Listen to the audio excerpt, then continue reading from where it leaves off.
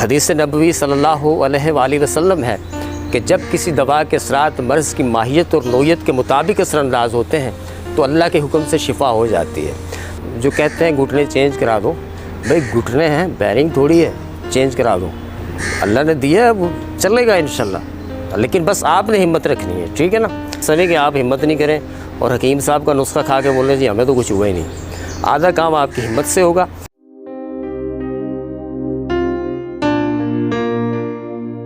बिस्मिल्लाहिर्रहमानिर्रहीम, अस्सलाम वालेकुम वरहमतुल्लाह। मैं हूं हकीम रज़ा इलाही और आप देख रहे हैं हकीम रज़ा इलाही यूट्यूब चैनल।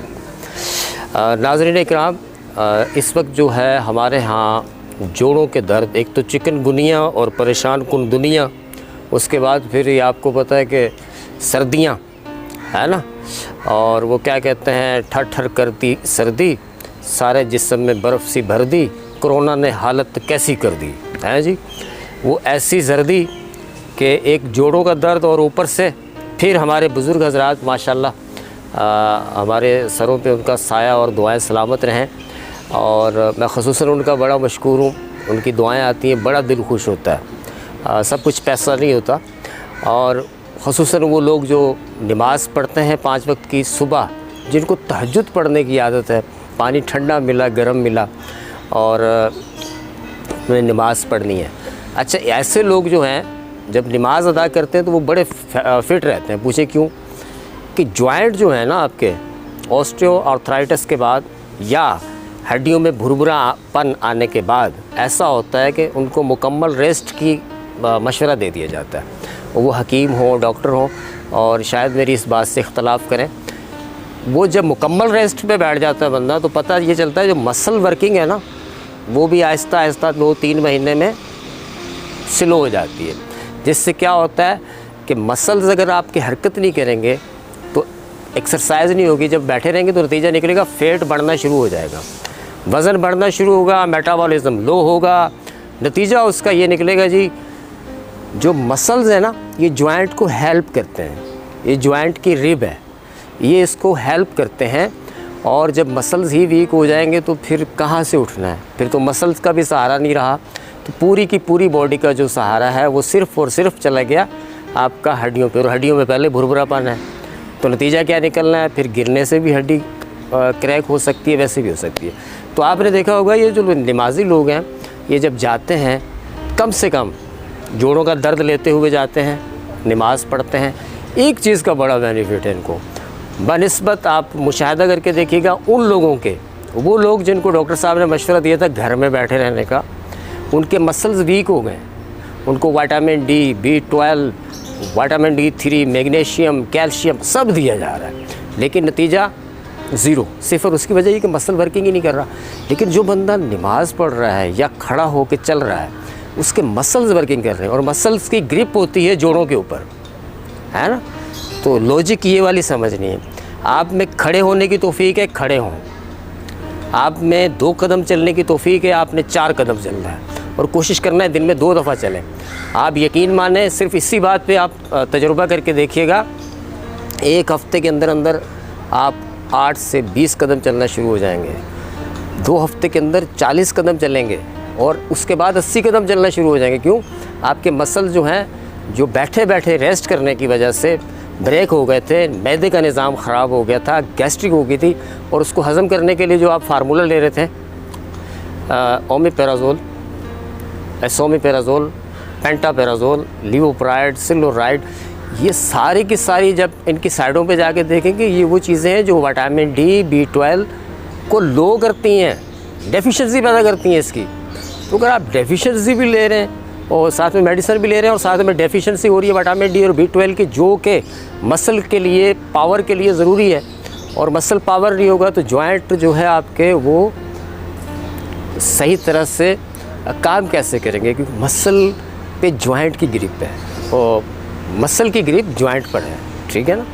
ये लॉजिक समझनी है। तो एक तो सबसे पहले ये करना है, आपने देख लें मुशाहिदा करके, वो लोग जो हल्की फुल्की जोड़ों के दर्द के बावजूद वर्किंग कर रहे हैं वो ठीक है।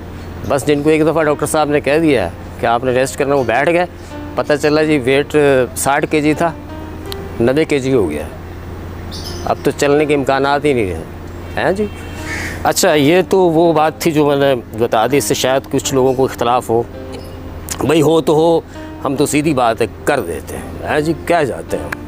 अच्छा, ये है कि मैंने ये दवाई दी है। शुगर के पेशेंट हैं, बीपी के हैं, बाज़ ऐसे पेशेंट हैं जिनका यूरिया क्रिएटिनिन बढ़ा हुआ है और अमूमन जोड़ों के दर्द में यूरिक एसिड बढ़ता है। उसकी वजह भी बैठ नहीं है, लो मेटाबॉलिक डिसऑर्डर है या लो मेटाबॉलिक डिजीज़ कह सकते हैं हम। तो हमें एक ऐसी रेसिपी चाहिए जो आप कार्डिक की मेडिसिन खा रहे हो तो उसके साथ ले सकें। अगर आप कोई स्टेरॉइड ले रहे हैं या कोई ऐसी ऑटोइम्यून डिजीज़ की मेडिसिन ले रहे हैं तो उसके साथ ले सकें। यूरिया क्रिएटिनिन आपका बढ़ा हुआ है तो उसके दौरान भी इसको ले सकें। इस तरह की दवाई की अशद ज़रूरत है। और वो जी दवाई जो नुस्खा है वो मैं आपको बता देता हूँ। ये इस्तेमाल करें किसी भी दवाई के साथ, और इससे ये है, इसका नाम है जी जॉइंट पावर टॉनिक। क्या? Joint power tonic. मैंने रखा जी ये नाम, जॉइंट पावर टॉनिक। 3 महीने लगेंगे, 6 महीने लगेंगे, लेकिन इंशाल्लाह ताला मसल्स भी मज़बूत होंगे, हड्डियों में भी वर्किंग आएगी। और वो जो कहते हैं घुटने चेंज करा दो, भाई घुटने हैं, बैरिंग थोड़ी है, चेंज करा दो। अल्लाह ने दिया है, वो चलेगा इंशाल्लाह, लेकिन बस आपने हिम्मत रखनी है, ठीक है ना। ये नुस्खा जो है, इससे हमने विटामिन डी, B12 भी पूरा करना है, और थोड़ा सा जो मैंने आपसे कहा है वो आपने ख़ुद हिम्मत करनी है ना। ऐसा नहीं कि आप हिम्मत नहीं करें और हकीम साहब का नुस्खा खा के बोले जी हमें तो कुछ हुआ ही नहीं। आधा काम आपकी हिम्मत से होगा। बाकी ये जॉइंट हेल्थ टॉनिक है, पावर टॉनिक है। इससे ये होगा कि आपका जो है आपके अंदर एनर्जी जो है वो इंशाल्लाह आ जाएगी। बाज़ लोग ऐसे होते हैं रेसिपी सुनने के बाद गूगल पे जाके चेक करते हैं ना, तो जदूल और कायदे के तहत जो चीज़ बनी होती है उसको आप वहाँ सर्च कर सकते हैं, गूगल पे, यूट्यूब पे नहीं। यूट्यूब पे सारे आ जाते हैं, गूगल पे सर्च करिएगा। अच्छा, अभी है हमारे पास पहली चीज़ है सुरंजान शीरी। अच्छा, ये सुरंजान शीरी पेन किलर है, लेकिन वो पेन किलर है जो क्रिएटिनिन और यूरिक एसिड के लिए बेस्ट है, उसको ख़त्म करता है, ठीक है। अच्छा, दूसरा है हमारे पास अकरकरहा, ठीक है।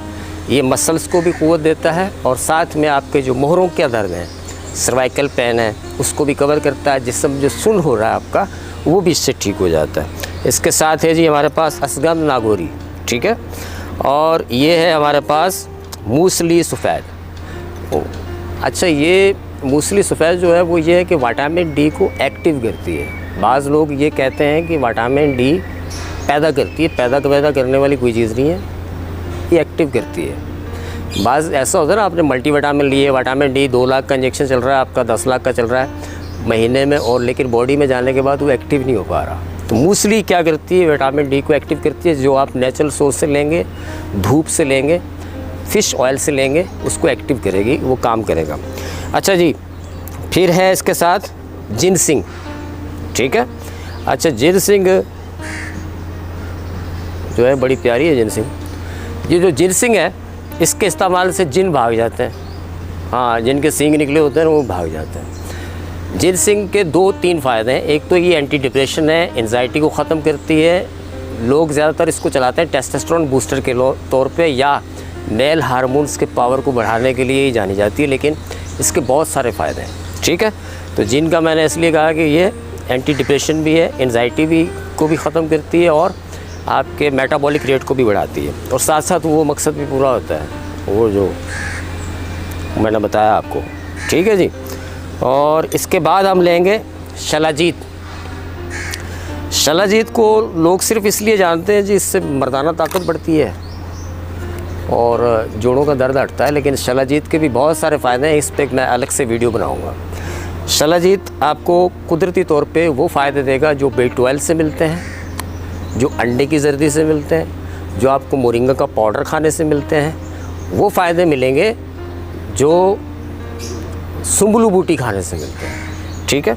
तो इसके अंदर अल्लाह ताला ने वो तमाम जोहर रखे हुए हैं। शलाजीत हो गया हमारे पास, और फिर है मोरिंगा गोंद, ठीक है।